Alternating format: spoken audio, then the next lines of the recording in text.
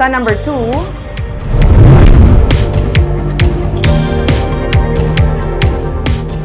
century-old kaga endangered nga species ang kahoy ang ginpangutod sa Cadiz City. Ginalagara gingamit ini sa pagpatukod sang structure sa sulod mismo sang Northern Negros Natural Park sang isa ka anay konsehal sa Sagay City.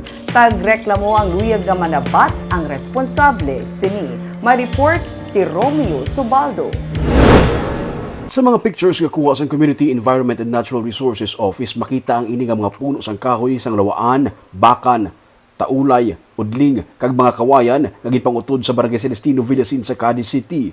Ang among area, parte na sa Northern Negros Natural Park, isa ka ginakabig nga protected area sa Pilipinas. Bulan sang Agosto, sa natukiban ni Charlie Anya Lucas nga may malapit sa 40 ka mga century-old trees nga ginpangutod sa among lugar. Kaya nagdala ko sang similya sang rambutan nga 15,000 para sa akong NGP program.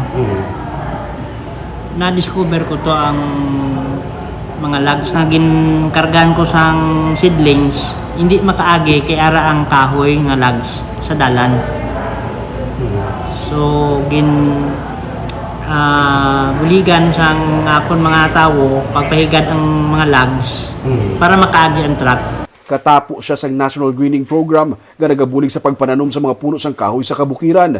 Gilayon niya nga ginreport sa Centro Cadiz ang among insidente. Gilayon naman ini nga ginrespondihan. October 5, sa liwat nga pagpadulong ni Charlie sa area, may nagtindog na nga structure kag ginpangsarahi na ang mga puno. Nagreklamo sa liwat sa Centro. October 5. Pagbalik namon sang nakon sang October 5 kay mabisita ko sa akong tanom, nakita ko to naman nga mo na structure nga building structure na ang mga kahoy, wala nang mga logs.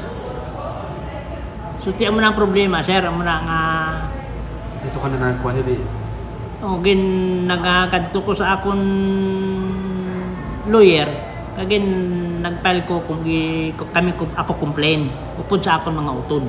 Sa DNR? Sa Centro Cadiz. November 16, gindemolish sang Centro ang structure kag ginpangkuha ang mga kahoy. Sunod sa kay John Udango, Chief of Staff sang Centro, century-old ang mga puno sang kahoy ang ginpangutod. Masobra sa 7,000 board feet nga kahoy ang inalaabdan sa lugar. Sir, ang mga gipangutod nga kahoy, endangered species? Yes, may mga udling, lawaan. Kung hindi kasakit nga almost siguro century-old ang mga kahoy. Si Charlie nagpalapit na sa media para masiguro nga manabat ang sa likod sa pagpangutod sa mga kahoy nga isa ka anay konsehal sa Sagay City. Hungod siya nga wala ginihingadlan sang DJ Cas Negros kay wala pa makuhaan sa iyang gabahin kag wala pa sa mapormal nga mapasakaan sang kaso sa korte. Sunod pa kay Udango, yara na sila sa final stage sa pagpreparar sa reklamo batok sa anay konsehal. Ang Senro ang magapreparar sa tanan nga mga dokumento kag ebidensya kag ang Office of the Park Superintendent o Kunpaso amo ang maga-file sang kaso sa korte. I-edit ko tong report namon. Then we will forward it including the inventory of the recovered illegally cut forest products. So it should be filed immediately because if there are other evidences, we will just make a supplementary complaint attaching the another evidences to strengthen our case. Ang NNNP ang ginakabig nga Last Frontier sa Negros. Yari din pinakamalapad nga watershed sa isla sa Negros nga nag-supply sa tubig sa pila ka mga LGU nakipna sa Bacolod City.